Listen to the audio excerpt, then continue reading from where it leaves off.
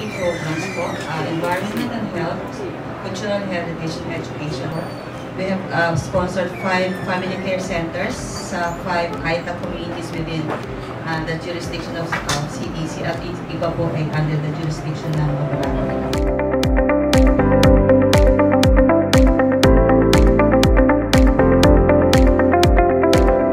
Ang maganda po dito, ang mga bata nating IPs, natuto na rin po makihalabilo.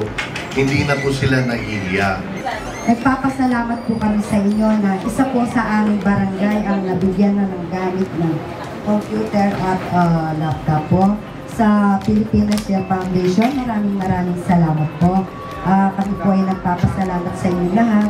Kasi po sa totoo niyan, first time magkaroon ng ganyan ng Barangay Health Center.